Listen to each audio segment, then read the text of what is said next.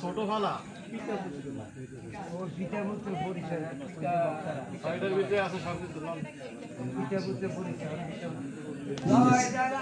কৃষ্ণ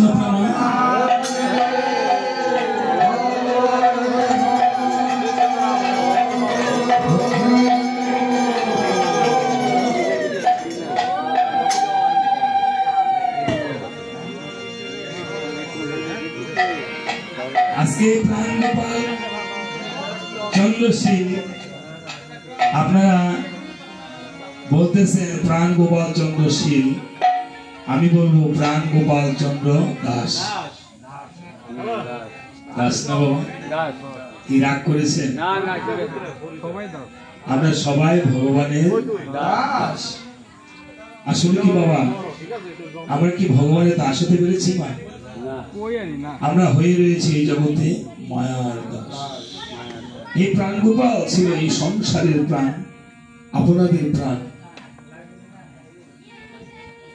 আপনাদের সবার প্রাণের প্রাণ ছিল না একদিন। এই প্রাণ সেদন করে প্রাণ গোপাল আমার ভগবান এই গোবিন্দের গোপালের কাছে চলে গিয়েছে। ভগবান রামচন্দ্র যেন এই প্রাণ গোপালকে সত্যি দাস হিসাবে ঠাঁই দেয়, আমরা এই প্রার্থনাটাই করব। আমি জানি না, আমি সাধারণ একজন মানুষের আওতায় করি না। আমার এই রামায়ণ কতটুকু সার্থক হবে? আমার এই রামায়ণের মাধ্যমে প্রাণ গোপাল চন্দ্র শিলকে ভগবান শ্রীচরণের ঠাঁই দেবে কিনা? কিন্তু আপনাদের চোখের জল ভগবানের চরণের ফুল হয়ে পড়বে, আপনাদের চরণ ধরে বৃথা যাবে না। আমরা তো ওনার জন্য আর কিছু চাইতে পারবো না। আমি শুধু আপনাদের চরণ ধরে নিয়ে ভগবানের কাছে বিনতি করছি, এই প্রাণ গোপালকে যেন ভগবান শ্রীচরণে দাস হিসাবে ঠাঁই দেয়। কারণ আমারও এই আসর হতে পারে শেষ আসর, হবে একদিন এই রাতটা সবারই জীবনের শেষ রাত হতে পারে, আর দেখা নাও হতে পারে। তাই সবাই কাঁদি, সবাই ভগবানের কাছে এই বিনতি, প্রভু রামচন্দ্রের কাছে এই বিনতি করছি, যেন প্রাণ গোপাল চন্দ্র দাস শিলকে যেন দাস ভেবে থাকে। তাই ধরুন, হা হা ওহে এসো প্রভু রাম পূর্বদল শ্যাম দিনহীনে কর দয়া।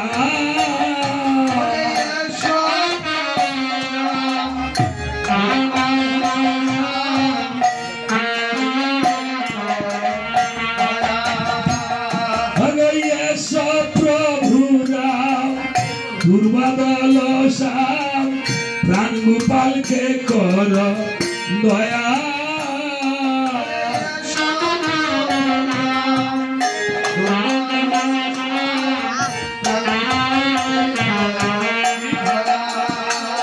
তোমার চরণে শরণ ওহে নারায়ণ, দিতে হবে পদ ছায়া।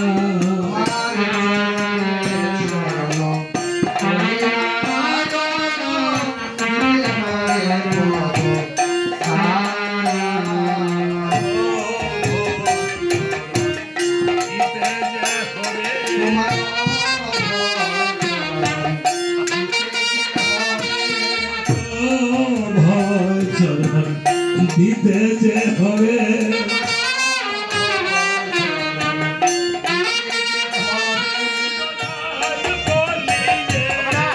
প্রাণ গোপালকে ভর চরণ দিতে যে হবে।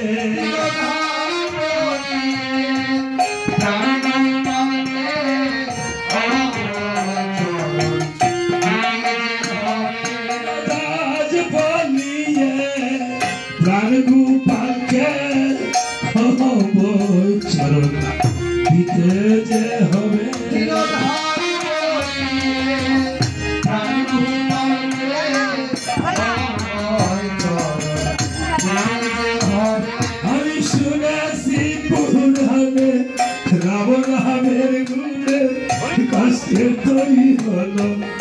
শুনা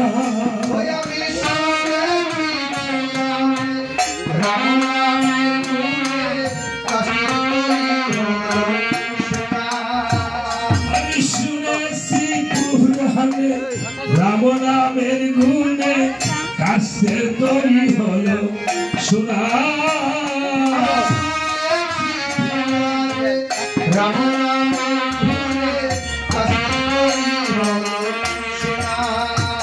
সে পাশানি আসিল মানবী হইল ও হলা গৌতম লনা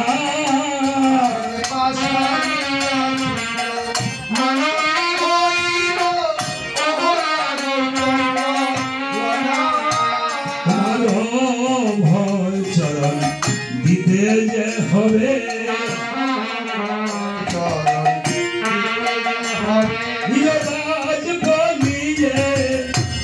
গোপালকে ও ভয় চরণ দিতে যে হবে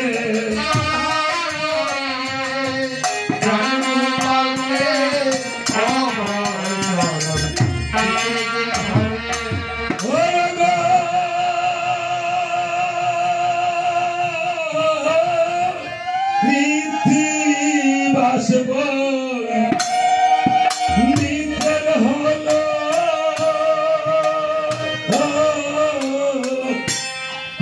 জন্ম শুভ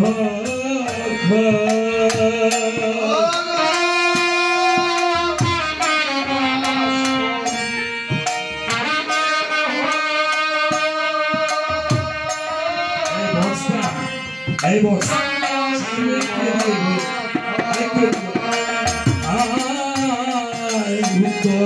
কান দেখতে হবে কিনছি কালো রামা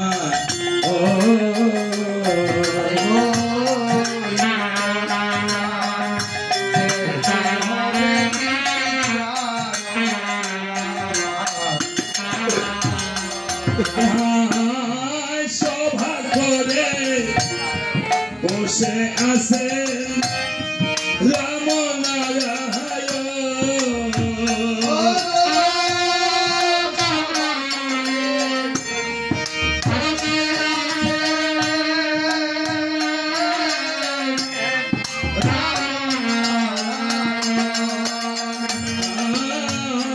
চতুর্পাশে বসে আছে ভক্তবৃন্দ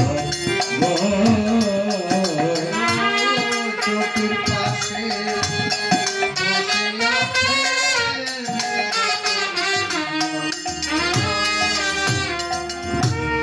কৃত্তিবাস পণ্ডিতের হলো জন্ম শুভক্ষণ উত্তরাকাণ্ডে হবে আজি মধুর কিঞ্চিত গান রামায়ণ সভা করে বসে আছেন রামনারায়ণ আর চতুর্পার্শ্বে বসে রয়েছেন ভক্তবৃন্দগণ বসে রয়েছেন। তখন এদিকে রামের গুরু বশিষ্ঠ মুনি এসে বলছে, রামচন্দ্র তুমি যে পূর্বে একটি অশ্বমেধ যজ্ঞ করেছিলে সৃজন, সেই যজ্ঞকালে তপোবনে দুটি বালকের সনে তোমার হয়ে গেল ঘোরতর, তাই তোমার সেই যজ্ঞ হলো না পূরণ। ওই যে ওইখানে পিতা পুত্রের যুদ্ধ করেছিল, পিতা পুত্রের পরিচয় এই ছবি, যুদ্ধ সারা পিতা পুত্রের যুদ্ধ হয়েছে বাল্মীকির তপোবনে, পিতা পুত্রের পরিচয় হবে ওই যুদ্ধ হবে। তাই এই অযোধ্যা ভবনে যুদ্ধ হবে, যুদ্ধ হবে না, পরিচয় হবে।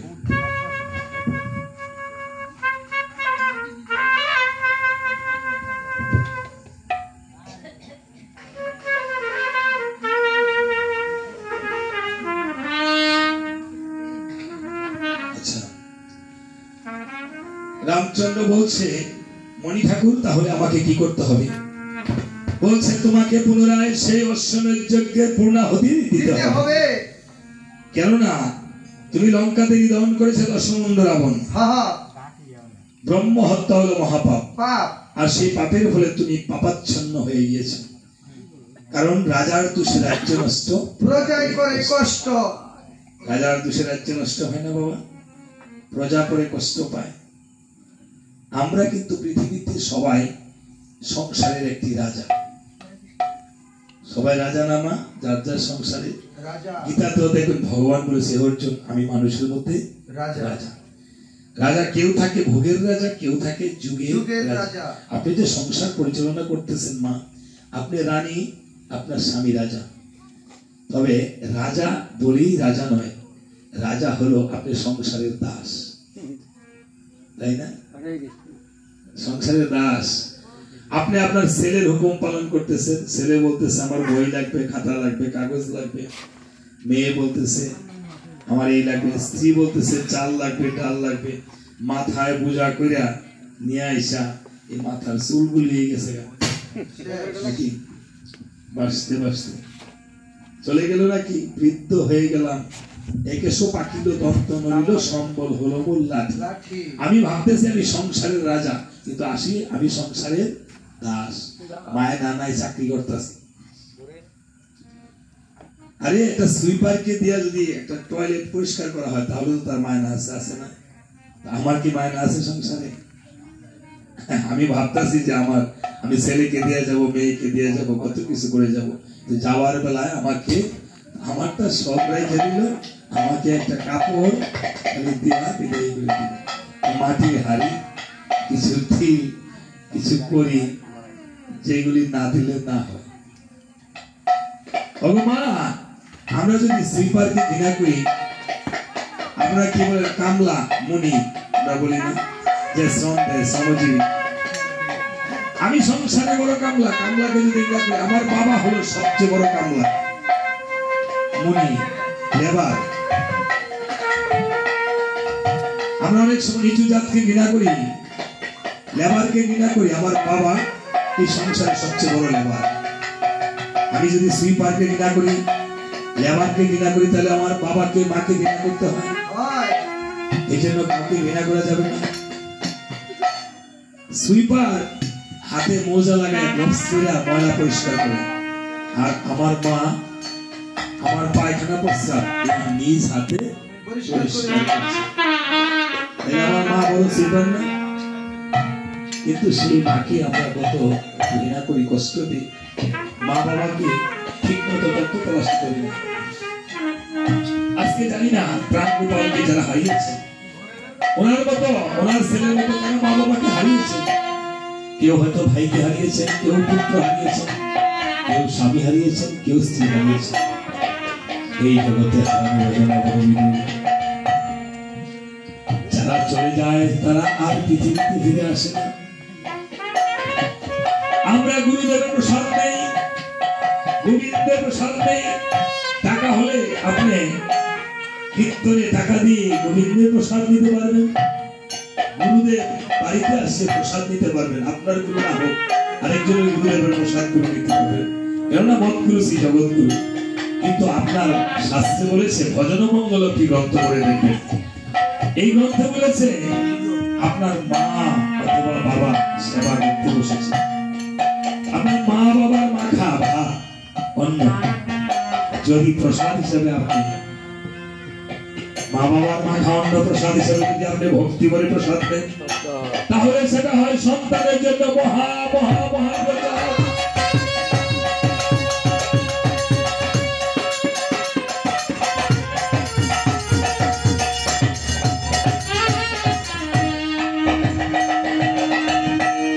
দেখেন বাবা, কে কয়দিন আমরা মা বাবার কাছ থেকে চেয়ে এই প্রসাদ খেয়েছি, অথচ মায়ের ছোট সম পাখির মতো আমাকে প্রসাদের মতো রেখে রেখে খাওয়াতে।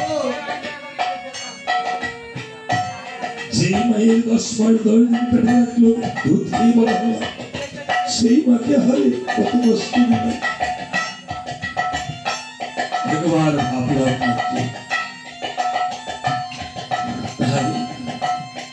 এই জগতে আজ রামচন্দ্র বলছে অগমণি ঠাকুর, পুনরায় অশ্বমেধ যজ্ঞ করিতে হবে। তবে রামচন্দ্র,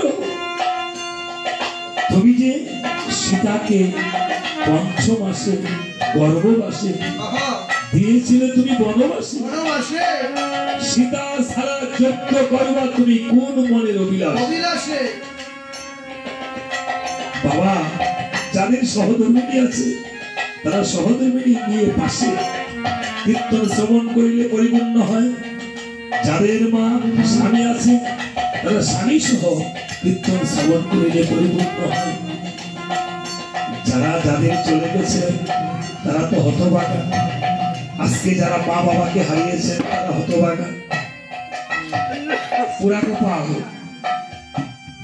যারা মা বাবাকে আমার মতো ভক্তি শ্রদ্ধা করতে পারেন নাই, যাদের মা বাবা পরিবারে চলে গেছে, এই আসরে দুপুরটা চোখের জল ফেলে মাতা পিতার জন্য গোবিন্দের কাছে একটু কাঁদেন, এই ছাড়া আর কোনো উপায় নেই।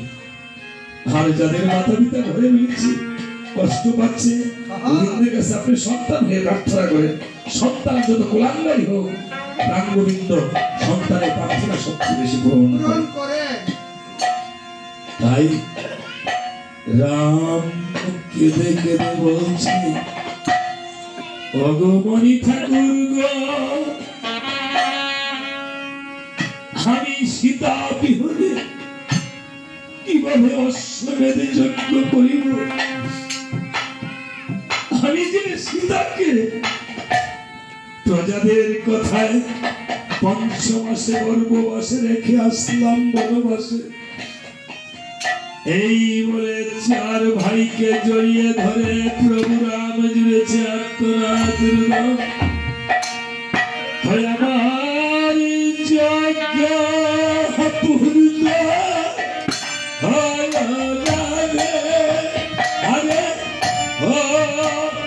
লক্ষণ ভাই জনগণ দিদি সীতা আমার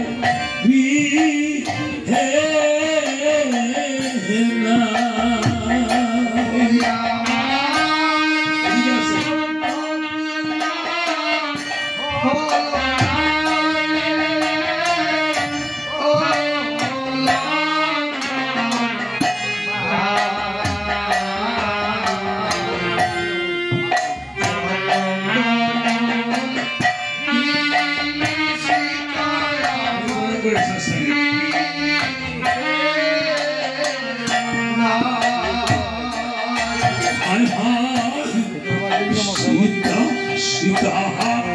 সীতা বলে রবে ধরাশায়ী হল,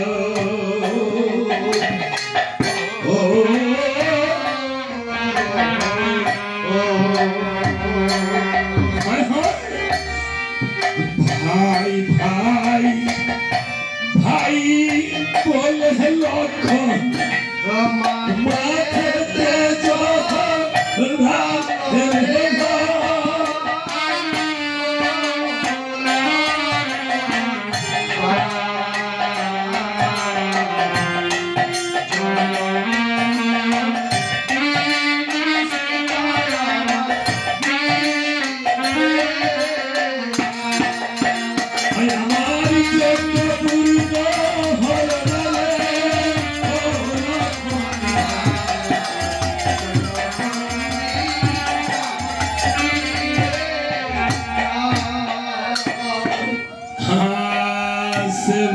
রামচন্দ্র সীতাকে হারিয়ে সীতার যন্ত্রণা সেই হয়ে পড়ে রইল। লক্ষণ ভরত শত্রুঘ্ন কেঁদে কেঁদে ঠাকুর দাদাকে জড়িয়ে ধরে বলছে, ঠাকুর দাদা তুমি অচেতন হয়ে কেন পড়ে রইলে? কথা বলো, তুমি যদি চলে যাও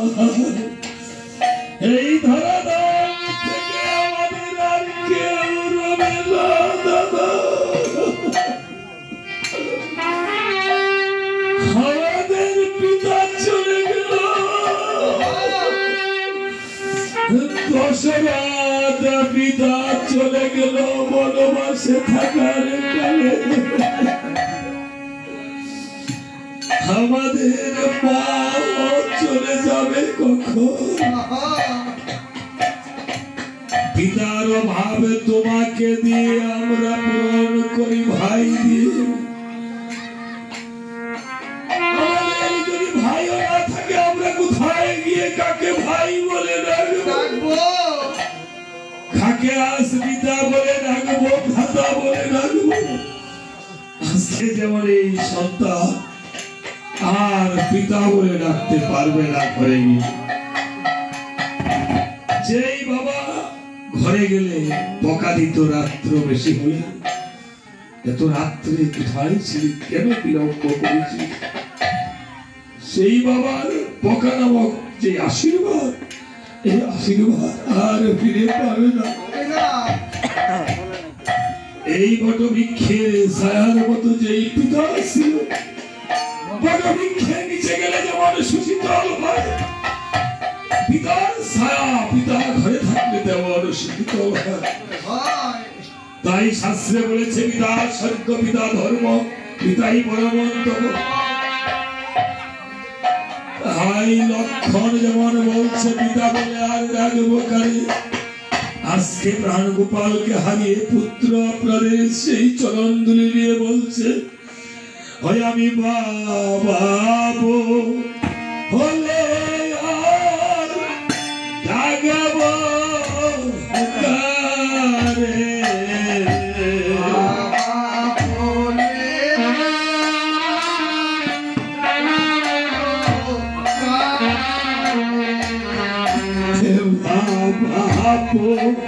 হলে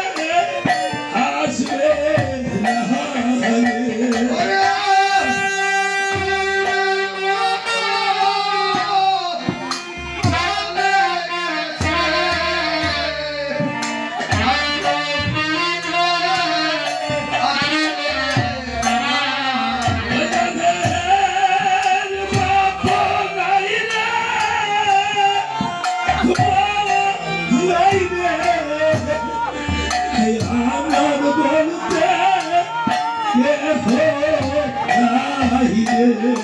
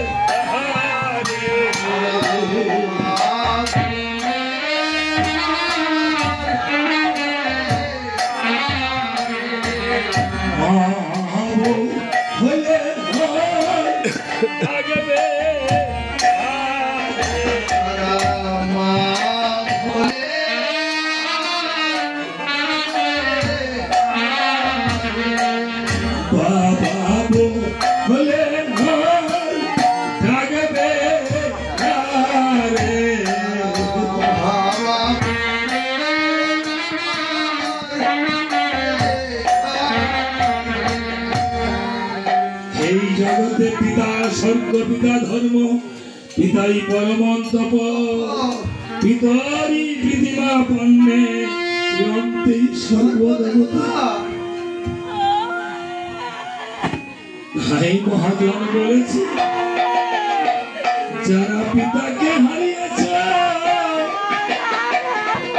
তারা গোবিন্দকে পিতার মতো দেখে গোবিন্দের কাছে শরণাগত লও পিতার জন্য কারো। এই বটবৃক্ষের ছায়া শিশুতল ছায়ার মতো যেন এই মন্দিরে এসে সকল সময় ভগবানের কাছে পিতাকে দেখি। মহাজন বলেছেন ভগজন্মের মতো সেরে গেছে বাবা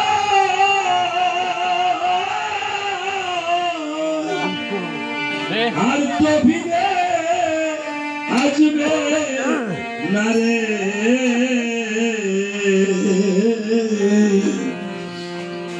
বাবা বলে হে ডাকবে কারে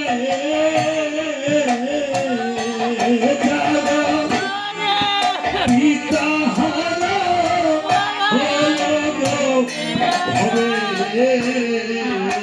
হবে বাবা বলে হে ডাকবে কারে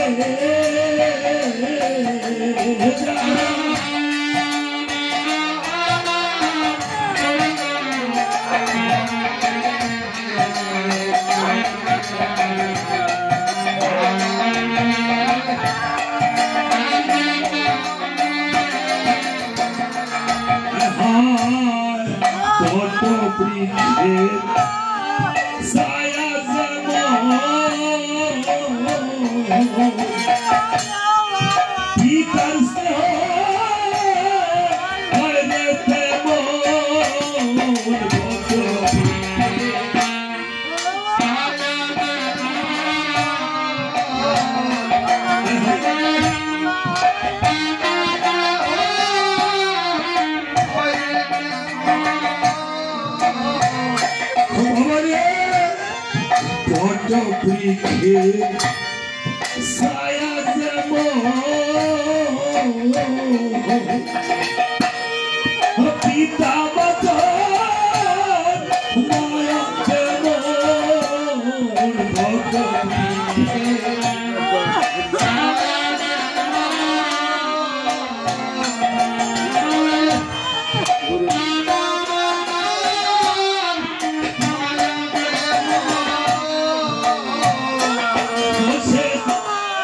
কাকে ডাকবে বাবা বলে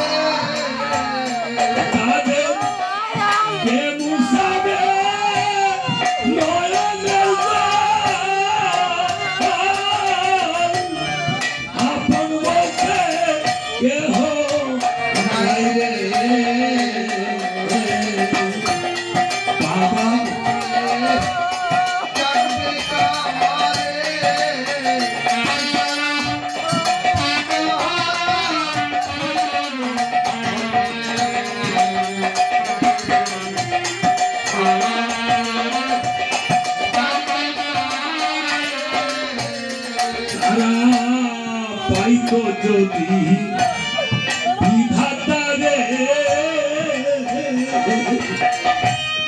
মনের কথা কইতো তারে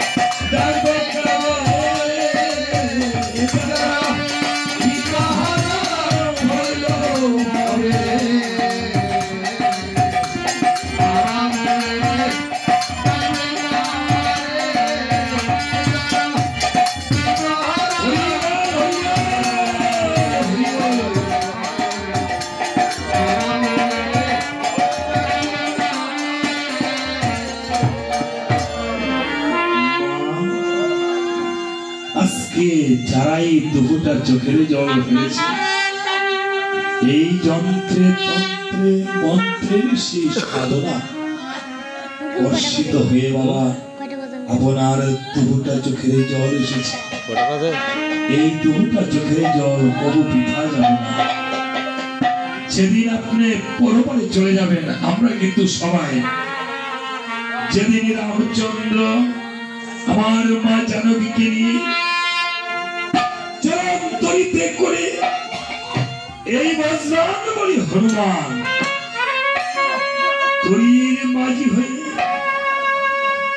এই চামর নিয়ে বৈঠা সরোবর বসে থাকবে আমরা সবাই একই তরির যাত্রী হয়ে সেদিন যেন এই প্রাণ গোপালের সাথে আপনাদের ভক্তদের সাথে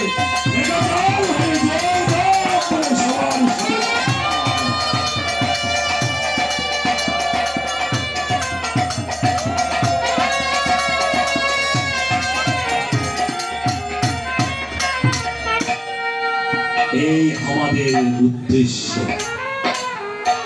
রামায়ণ শুনে যদি কারো না হয় অশ্রুপাত যে রাখবেন বাবা সেই দেহে আছে শত কোটি অপরাধ। সবার জল কর্ষিত হয়েছিল এমন কোন মানুষ যে দেখেন বাচ্চাটাও কাঁদতেছে কি কীর্তন, এই নাম কীর্তন বাবা। রামায়ণে শুধু কীর্তনে আর ঢং নয়, হরিনাম কীর্তনে এমনিতেই কান্না আসে বাবা, কাঁদতে দেন। এদিকে সুখে দুঃখে নিয়ে আমাদের এই জীবন, কান্না দিয়ে শুরু হয় এই জীবন, সুখের পাশে ছুটে পাগল মন, অবশেষে কান্না দিয়ে নিতে হয় রে বিদায়, নিঃশ্বাসে নাই কোনো বিশ্বাস। কবিতায় বলেছে কান্না দিয়ে তো শুরু হয় এই জীবন। তাই এদিকে রামচন্দ্র অশ্বমেধ যজ্ঞ করার আয়োজন করে, আর এদিকে দুঃখিনী সীতা, কাঙ্গালিনী সীতা, বনবাসিনী সীতা বনে বনে লব আর কুশকে নিয়ে বাল্মীকির তপোবনে ফিরে ভগবান এই পৃথিবীতে প্রত্যেকটি মাতা সীতা মাতার মতো। কেননা বাবা আপনাদেরকে বিয়ে দিয়ে দিয়েছেন স্বামীর হস্তে, স্বামীর সুখ যদি না থাকে, বাবার বাড়িতে যদি বাবা না থাকে,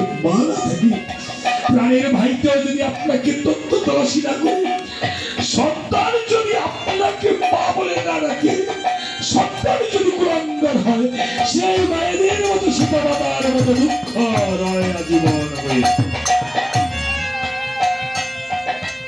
আজ লক্ষুষ দুই সন্তানকে সীতা দেবী বুকে নিয়ে আসলি 12টি বছর ধরে বাল্মীকি কুটিরে পদার্পণ করি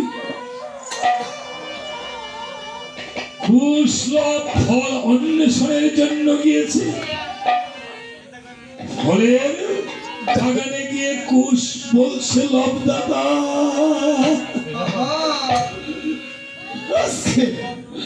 আমার মনে বড় দুঃখ দাদা। কেন রে ভাই? দাদা গো আজকে 12টি বছর হলো আমরা জন্মের পরে বাবাকে দেখি নাই। এই মায়ের হাতে শাখা সিঁদুর রয়েছে, তাহলে প্রমাণ করে আমাদের বাবা বেঁচে আছে। আমাদের মায় বলছে আমাদের পিতার নাম নাকি রাম। বাল্মীকির সেই রামায়ণ শিক্ষা করে রামায়ণ পাইলাম অযোধ্যার রাজা নাকি রাম। ঠাকুর দাদা আজকে চলো মাকে জিজ্ঞাসা করিব আমাদের বাবার ছবিটা যেন একে দেখায়, বাবা কোথায় থাকে। এই সংসারে যদি ছোটবেলা কারো বাবা মরে থাকে, জন্মের পরে যারা বাবাকে দেখে নাই বা ছিল সব মা মরে গিয়েছে, যারা মার সোহাগ বাবের আদর পায় নাই, তার সামনে যদি অন্য সন্তানেরা বাবার কুলে গিয়ে উঠে, বাবা মাথায় হাত বুলিয়ে দেয়, তাহলে সেই সন্তানটা কেমন লাগে? সেই সন্তানের ব্যথায় মুখ ফেটে যায়। ঠাকুর দাদা এই বনে অনেক মণিদেরকে দেখিলাম তার পুত্রকে আদর করিতেছে, বাহিরে গিয়ে দেখি অনেক সন্তানকে বাবার বাজারে নিয়ে যায়, খেলনা কিনে দেয়। আমাদের বাবা তো একদিনও এমন করিল না। আজকে আমাকে শেষবারের মতো জিজ্ঞাসা করিব মা বাবা কোথায় থাকে, যদি না বলে আর কোনোদিন এই মুখ মাকে দেখাবো না। এই বলে দু ভাইয়ে সীতার কুটিরে গিয়ে দূর থেকে মাকে প্রণাম করে বলছে মা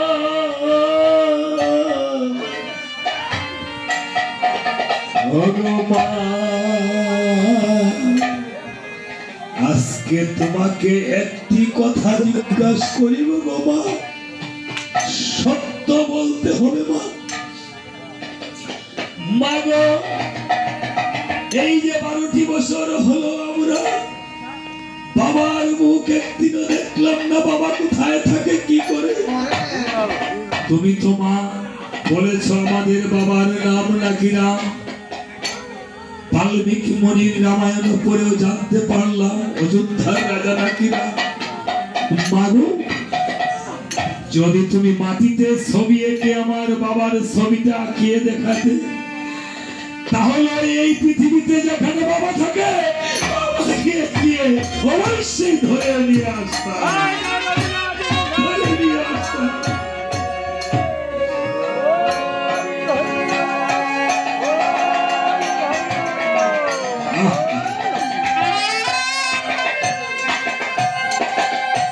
মাগো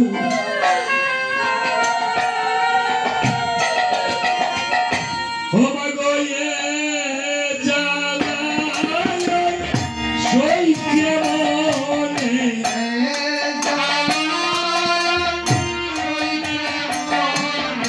এ জানা সইকে মনে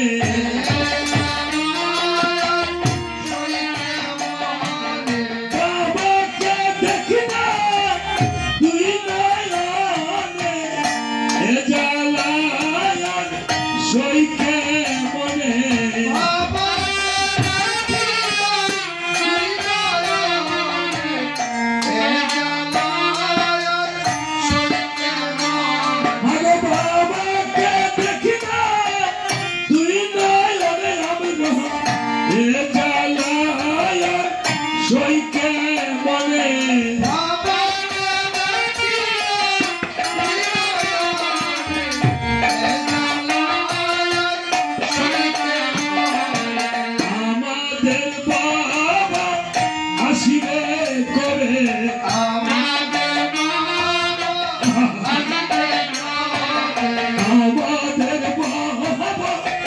আসিবে কবে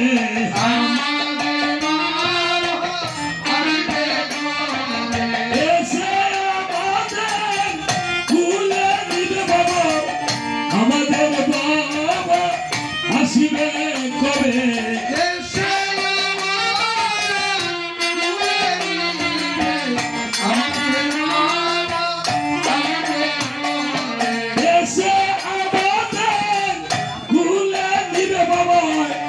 আমাদের বাবা কবে আসিবে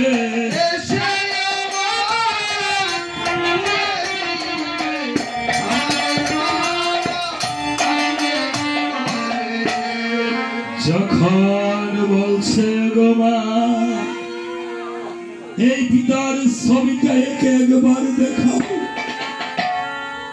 বলছে বাবা রে এই ছবি আঁকাই তো আমার জীবনে কাল হলো ছবি আঁকা দেখাতে গিয়ে এই বনবাসে আসতে হলো বাবারে তোদেরকে অনেক আগে বলছিলাম কোনদিন পিতার কথা জিজ্ঞাসা করবি না সময় হলে বাল্মীকি মুনি তোদেরকে বলে দিবে তোদের পিতা কি করে বাবারে তোদের বাবার কথা যদি জিজ্ঞাসা করো তাহলে এই মুখ ধাও ধাও করে আগুন জ্বলে ফেটে যায় আমি যে সইতে পারি না তোরা কি পুত্র হয়ে আমাকে কাঁদাতে চাস যদি পুত্র হয়ে কাঁদাতে চাস সারা জীবন কাঁদিয়ে যা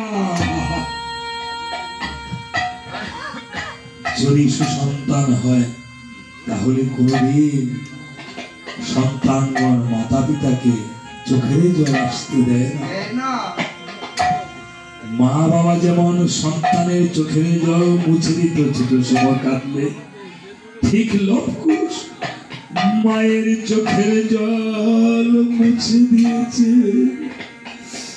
চোখের জল মুছে দিয়ে বলছে ওগো মা ভগবান তুমি কেঁদো না আর কোনদিন আমরা পিতার কথা জিজ্ঞাসা করিব না বাল্মীকি মুনি যদি না বলে পিতা কোথায় থাকে আর জিজ্ঞাসা করিব না মাগো তুমি আমাদের ছেড়ে যেও না মাগো তোমার মতো আদর সোহাগে এই জগতে কেউ তো করে না মাগো পিতা যেমন আমাদেরকে পঞ্চমাসে গর্ভবাসে রেখে দিল বনবাসে মাগো তুমি আমাদেরকে কবু ছেড়ে যেও না ফেলে যাও না হো মাগো কান্দো না গো তুমি মাগো কান্দো না গো তুমি গো কান্দো না গো তুমি মা গো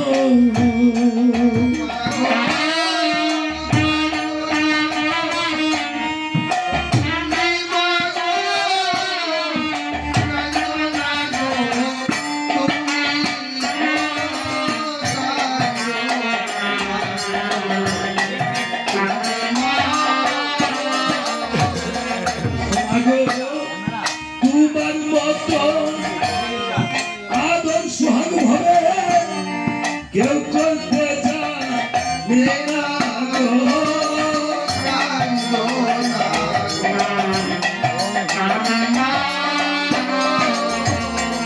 আমার বাবার মহতন নিষ্ঠুর মাগো তুমি হয় না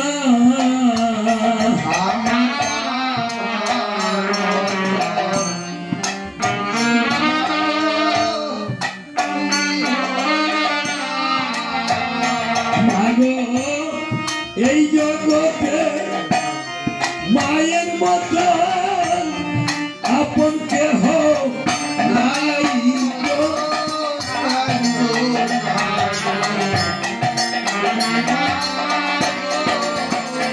মাগো এই জগতে যাদের মাগো পিতা মাতা নাই মাগো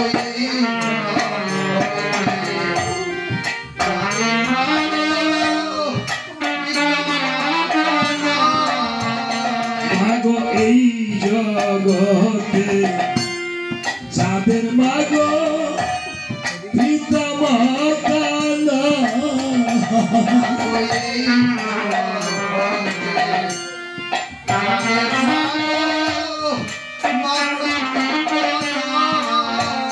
মাগো তাদের মতন কপাল পুরা এই জগতে নাই গো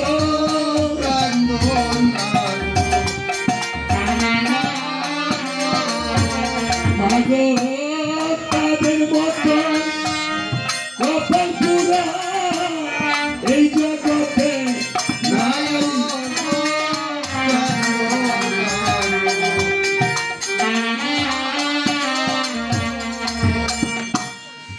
আজকে সত্যি যারা মাতা পিতা নেই তারা হতভাগা কপাল পুরা।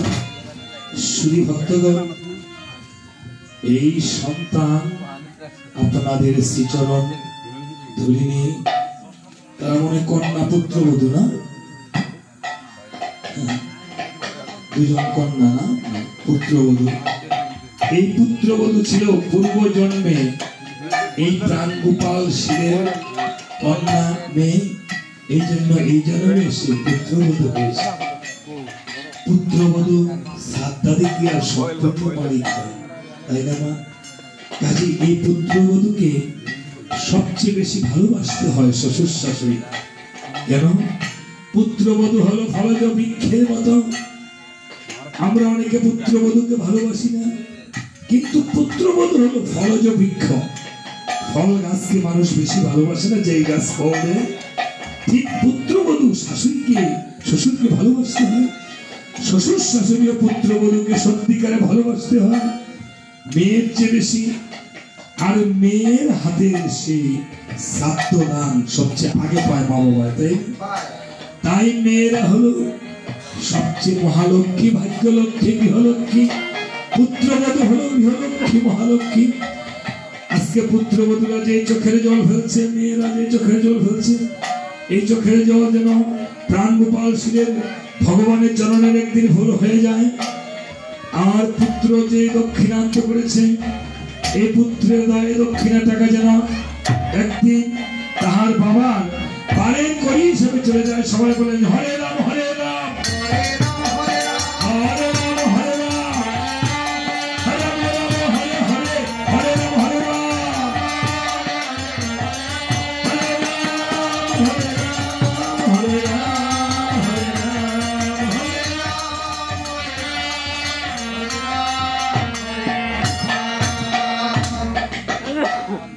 আজ এইভাবে প্রভু রামচন্দ্র এদিকে সীতা দেবী পুত্রদেরকে নিয়ে তপবনে আছে বসে, আর রামচন্দ্র অশ্বমেধ যজ্ঞের আয়োজন করেছেন।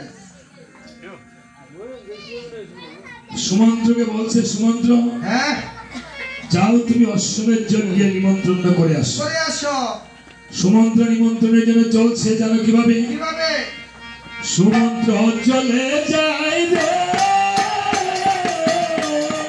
যাত্রাকালে মধুর রাম নাম, হরি বল সুন্দরী করে।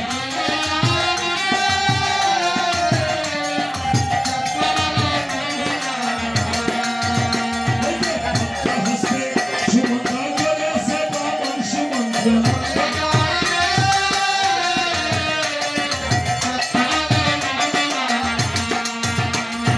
স্বর্গধামে গিয়ে আমি দিচ্ছে দর্শন সুমন্ত্র।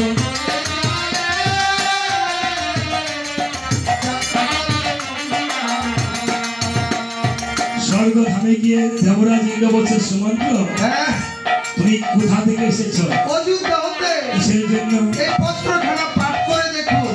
পত্রখানা পাঠ করে দেখিবারে পায় রামচন্দ্র যেন অশ্বমেধ যজ্ঞের নিমন্ত্রণ করেছে দেখা যায়। পত্রখানা পাঠ করে মহাসন্তুষ্ট হলো, যাবে বলে বিদায় করে দিল।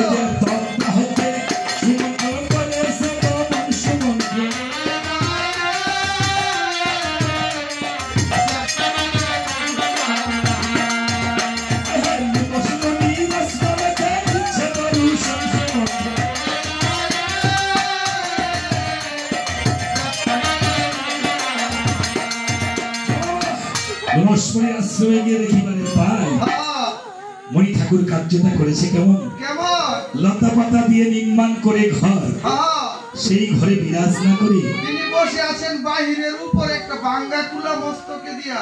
বলছে মণিবর হ্যাঁ, এত সুন্দর নির্মাণ করে ঘর, আপনি কেন বসে আছেন বাহিরের উপর? বলছে সন্ত্রী হ্যাঁ, এই ঘরে যা পরিশ্রম করেছি, আর সময় বৃথা করেছি, এই দেহ ঘর আর এই ঘরের মধ্যে কোনো পার্থক্য, তেমন কোনো পার্থক্য নেই। এই ঘরে যখন মানুষ না থাকে হ্যাঁ, এই ঘরের কোনো মূল্য থাকে মূল্য না, থাকে না। আর এই দেহ ঘরের যখন প্রাণ পাখি না থাকে এই দেহ ঘরের কোনো মূল্য মূল্য থাকে না। থাকে না।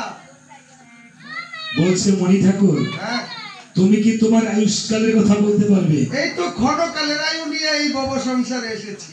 তাই নাকি? হুম, তাহলে বলছে সমুদ্র শুন আমার আয়ুষ্কালের কথা, হ্যাঁ। আমি কি বহিরঙ্গে বলবো না আধ্যাত্মিক লাইনে বলবো? আধ্যাত্মিক লাইনে বলো না দেখি, তুমি মনি কুসাই মানুষ। কারণ দুইটা জিনিস আছে, একটা বহিরঙ্গ আর একটা অন্তরঙ্গ। হ্যাঁ, আপনারা ত্রিনাথ ঠাকুরের পূজা দেন না, মেলা দেন না, বাহিরের সিদ্ধি দেন, হ্যাঁ, তিনটা সলতা জ্বলায় দেন, তাইলে সিদ্ধি কি? অন্তরের সিদ্ধি। তিনটা সলতা কি? সতরজতমের সেই প্রতীক।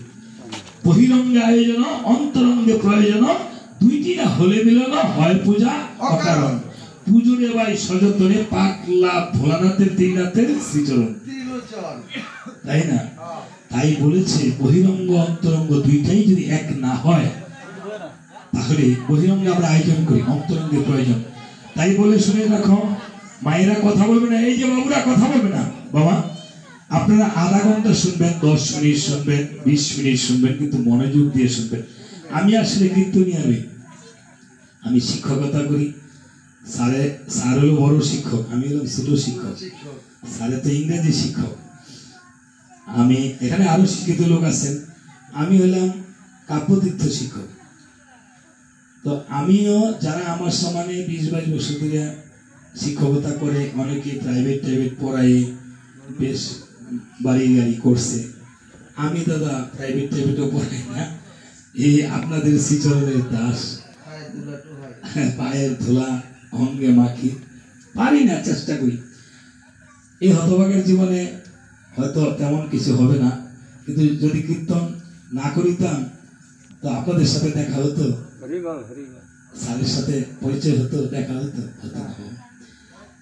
তো এই জিনিসটা একটু আমি চাই জন্ম জন্মান্তরে আবার যদি কোনো কীর্তনিয়া মানুষ রূপে জন্মগ্রহণ করায় ভগবান, তাদের একজন ভালো কীর্তনিয়া করে পাঠায়, যেন মানুষের মনটা একটু রঞ্জন করতে পারি। এটাই আমার আকাঙ্ক্ষা। তোমা কীর্তনে ভুল ত্রুটি হতে পারে, এক এক কীর্তনী এক এক ভাবে গান করে। আমি যতটুকু আমার উস্তাদ শিখিয়েছি আমি ততটুকু দিতে চেষ্টা করি। একটু ভক্তি করে শ্রবণ করবেন, কীর্তন একটু ঘরে নিয়ে যাবেন। কেন রামায়ণ দিয়েছে?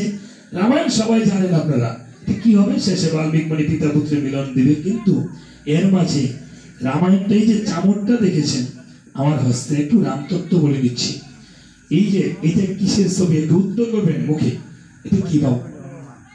আপনারা বলবেন হনুমান, বজরাঙ্গবলী হনুমান, তাই না? হনুমান আর এক নাম বজরাঙ্গবলী। কেন হয়েছে? মায়েদেরকে বলছে, মায়েরা হলেন সন্তানের শিক্ষক, প্রথম শিক্ষক। বজরাঙ্গবলী নাম হয়েছে কারণে মা সীতা দেবী যখন সিঁদুর পড়েছিল, হনুমান বলছে মা সিঁদুর পড়লে কি হয়? বলছে সিঁদুর পড়লে তোমার প্রভুর আয়ুষ্কাল বৃদ্ধি পায়। তাহলে সামান্য সিঁড়িতে সিঁদুর পড়লে যদি প্রভুর আয়ু পায়, বৃদ্ধি পায়, আমি সারা অঙ্গে সিঁদুর মেখে দেব। দেখেছেন, এই সারা অঙ্গে হনুমান সিঁদুর মেখে দিয়েছিল, সেদিন লাল হয়ে গেছিল। এই জন্য হনুমানের নাম হয়েছে বজরাঙ্গবলী। এই যে হনুমান চালিসা আপনি প্রতি সোমবার বা মঙ্গলবার একটা বজরাঙ্গবলীর ছবি ঘরে রেখে আপনি বজরাঙ্গবলীর চরণে একটু মেটে সিঁদুর এবং ঘিতো দিয়ে সেই সিঁদুরটা আপনি একটু অঙ্গে ধারণ করে বের হবে, যে কোনো মনোবাঞ্ছা 3 মাসের ভিতরে পূর্ণ হবে। হনুমান চালিসা রয়েছে। এই রামচন্দ্র সেদিন হনুমানকে দেখে চিনতে পারেনি, বলছে হনুমান তোর এই কাজ, আমি 4 যুগের অমর, তুই আমাকে একদিন এই বুক ছেড়ে রাম সীতা দেখাইছস, আর আজকে তুই সারা অঙ্গে সিঁদুর মেখে খেলেছস, আজকে থেকে তোর নাম দেওয়া হলো বজরাঙ্গবলী। আপনারা জানেন, তারপর আমি বললাম। তবে এই চামড়ের মধ্যে তুই থাকবি, দেখবেন এই চামড় দিয়ে সমস্ত পূজা পার্বণ আরতি করা হয়, তাই না? আছে না? আমি অনেক অনেক সন্তুষ্ট এবং মনে মনে অনেক আনন্দিত হয়েছি। স্যারের ঘরের ভিতরে মন্দির করেছে সুন্দর করে। এবং অনেকে বাবা, আমি ঢাকা সূত্রাপুর গান করতে গিয়েছি, হ্যাঁ, ওইখানে নিমতলা 7 তলা বাড়ির মালিক